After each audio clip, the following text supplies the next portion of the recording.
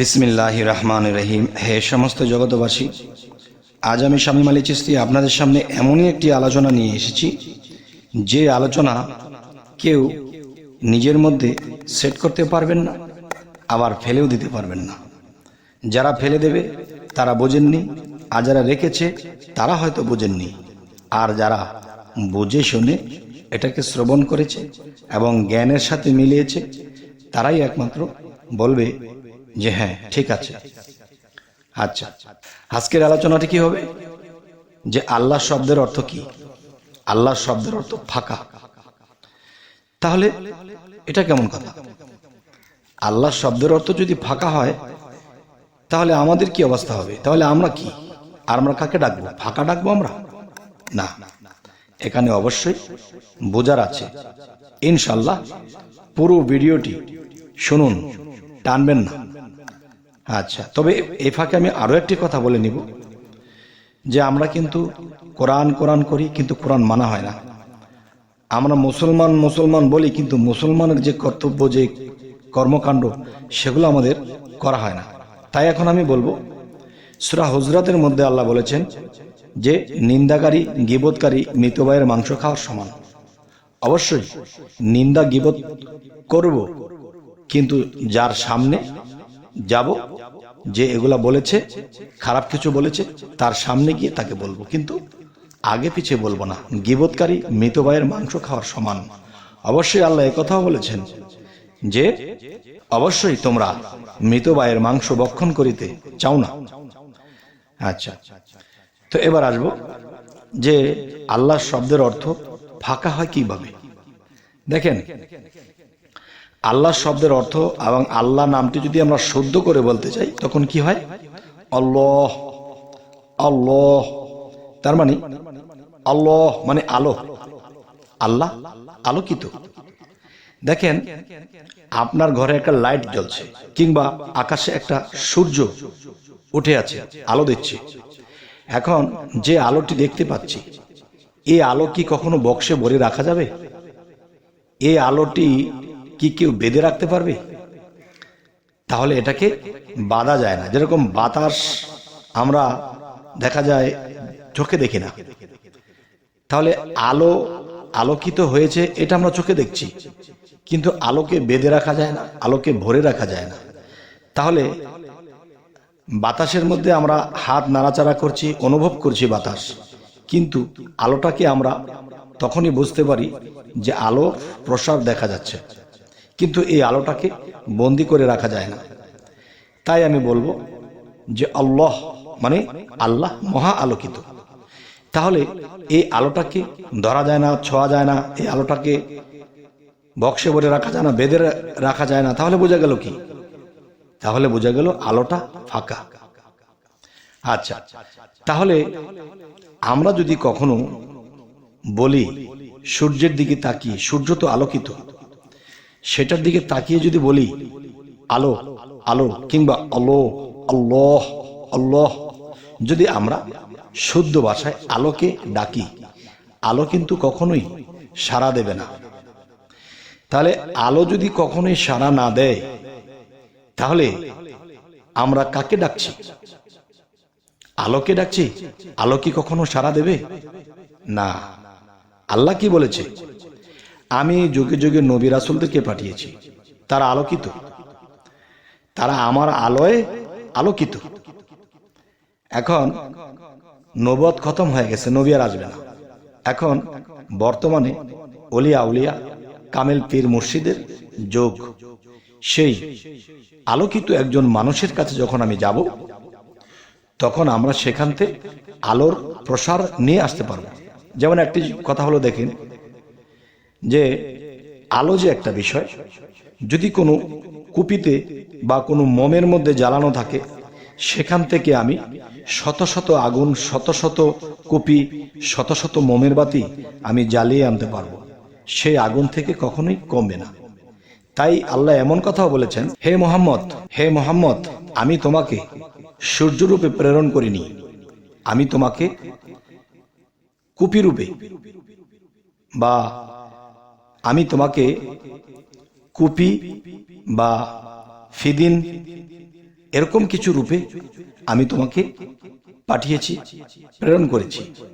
এখন তোমার থেকে জ্ঞানের আলো, জ্ঞানের প্রসার মানুষ পাবে। তোমার থেকে আগুন জ্বালিয়ে জ্বালিয়ে নিয়ে যেতে পারবে, কিন্তু তোমার নিজের আগুন কখনোই কমবে না। তাই আমি বলবো, হে সমস্ত জগতবাসী, যে আমরা আল্লাহকে ডাকবো, সারা জীবন আলো আলো বলে আমরা জীবন কাটাবো। আলো কখনো আমাকে সাড়া দেবে না, তবে সাড়া দেবে কে? আলোকিত যিনি, আলোকিত যিনি, তিনির মধ্যে আল্লাহ যিনি, তিনি বিরাজমান। তখন সেই আলোকিত মানুষ নবী হতে পারে, রাসূল হতে পারে, পয়গম্বর হতে পারে, একজন কামেল মুর্শিদ হতে পারে, আল্লাহর ওলি হতে পারে। তাহলে সেখান থেকে আমরা সেই আলোটাকে জ্বালিয়ে আনবো, এবং যার মধ্যে আলোকিত যে মানুষটি, তার মধ্যে আল্লাহ বিলীন হয়ে আছে, আল্লাহ মিশে আছে। আমরা যদি সেই লোককে মানি, তাহলে সেই আল্লাহকে মানা হবে। আমরা যদি সেই ব্যক্তিকে মুর্শিদ রূপে মানি, তখন কি হবে? যে তিনি আমাকে জ্ঞানের প্রসার দেবে, তিনি আমাকে যে জ্ঞান দেবে। আচ্ছা, তাহলে জ্ঞান কিন্তু একটা আলো, একটা হলো সূর্যের আলো, একটা হচ্ছে জ্ঞানের আলো। তাহলে জ্ঞানের আলো যদি আমরা আনতে চাই, তাহলে নবুয়াতির যুগেরা নবী যারা ছিল, তারা কিন্তু সাহাবাদের মধ্যে জ্ঞান বিতরণ করেছে। ঠিক বেলায়েতের যুগে একজন কামেল ওলি আউলিয়া, কামেল মুর্শিদ, তিনিও কিন্তু জ্ঞান বিতরণ করছে, জ্ঞানের আলো, যিনি আল্লাহর জ্ঞানের আলোতে আলোকিত হয়েছে। আচ্ছা, তখন আমরা যখন সেই কামেলের কাছে যাব, তখন তিনির কাছে আমরা সেই জ্ঞানের আলোটাকে পাব, এবং তার মাধ্যমে আল্লাহ অনেক কিছু করে। যেমন আল্লাহ কি বলেছে, যে একটা উসিলার মাধ্যমেই আমি একটা কিছু করি। আল্লাহ যদি চাইতো সারা বিশ্ব ব্রহ্মাণ্ডের মধ্যে কোনো নবী রাসূলের প্রয়োজন নেই, আমি একাই 100, তাও পারবে। পারে যদি, তাহলে আল্লাহ নবী রাসূলদেরকে, ওলিয়া উলিয়াদেরকে কেন ফিটিং করলেন, কেন দিলেন, কেন প্রেরণ করলেন? যে আলো তোমরা কখনো ধরে রাখতে পারবে না, ভরে রাখতে পারবে না, বেঁধে রাখতে পারবে না। তাই তোমাদের কাছে আমি আলোকিত মানুষ পাঠিয়েছি, যার কাছ থেকে তোমরা সেই জ্ঞানের আলো নিতে পারবে। এবং তোমরা যদি একজন নবী রাসূলকে সেবা করো, মানো, তাহলে আমি আল্লাহকে মানা হয়। যদি কোনো ওলিয়া আউলিয়া, কামেল মুর্শিদকে তোমরা মানো, তাহলে সেটা আমি আল্লাহকেই মানা হয়। কেননা আমি তার মধ্যেও বিরাজ আছি। যেরকম নবীদের মধ্যে ছিলাম, এরকম নবীদেরকে আমি বন্ধু বলে ডেকেছি, তেমনি ওলিয়া আউলিয়াদেরকেও আমি বন্ধু বলে ডেকেছি। তাহলে সেই বন্ধুদের মধ্যে আমি আছি। তাহলে আমাকে পাইতে হলে, আমাকে ডাকতে হলে, আমাকে চিনতে হলে, তাহলে তোমরা একজন ওলিয়া আউলিয়ার কাছে যেতে হবে। তখন আমরা আল্লাহর সন্ধান পেয়ে যাব। এবং আল্লাহ কিন্তু কোরআনে কিছু কিছু জায়গায় বলেছে, খুলেই বলেছে, কিন্তু এই কথাগুলো একদল তাফসিরের মাধ্যমে এটাকে ডাকনা দিয়েছে। যেমন সেই কথাগুলো হলো কি, যে একটি তাফসিরের মধ্যে লেখা হয়েছে যে যারা দুনিয়াতে আমি আল্লাহকে দেখলো না এবং দেখার চেষ্টা করলো না, তারা হাসরের দিন অন্ধ হয়ে উঠবে। তাহলে বোঝা গেল কি, আল্লাহ দুনিয়াতে বান্দার সাক্ষাৎ ঘটাবে। আচ্ছা, এই তাফসিরটিকে অন্য আয়াতে বা অন্য কোরআনে যখন আমি যাই, তখন সেখানে পাওয়া যায় যারা দুনিয়াতে অন্ধ, আখিরাতেও তারা অন্ধ। এই যে কথার দ্বন্দ্ব, তাহলে বলে লাভ নেই, মন্দ কপালে যা আছে তাই পেয়েছি। এখন সঠিক বোঝার জন্য একজন আল্লাহর সাথে যার কানেকশন আছে, আল্লাহর সাথে যার বন্ধুত্ব আছে, এরকম ব্যক্তির কাছে গিয়ে নিজকে চিনব।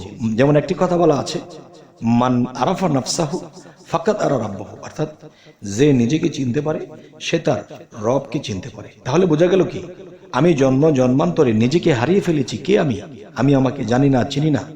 তাই একজন আল্লাহর ওলির কাছে যেতে হবে। তিনি আল্লাহর পরিচয় আছে, আল্লাহর সাথে সম্পর্ক আছে। আমি এমন ব্যক্তির কাছে গেলে তখন আমার আপনারও সম্পর্ক হয়ে যাবে। তাহলে কি হবে?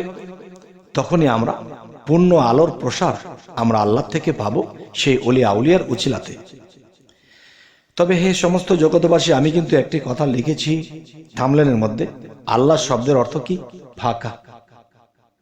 দেখেন, আমি কিন্তু কিছু কিছু জায়গায় এই কথাটিও বলেছি যে আল্লাহ শব্দের অর্থ ফাঁকা। তাহলে ফকির শব্দের অর্থ কি? ফকিরিল্লাহ মিন ইন্নি ফকিরিল্লাহ, যে ফকির শব্দের অর্থ ফাঁকা। তবে দুইটি ফাঁকা কিন্তু এক নয়। যে ফকির যিনি মূলত অরিজিনাল ফকির যারা, যে ভিক্ষা করে খায় এদেরকে ফকির বলা যায় না, এরা এতিম মিসকিন, এরা কিন্তু ফকির না। ফকির শব্দের অর্থ ফাঁকা। তার মানে কি ফাঁকা?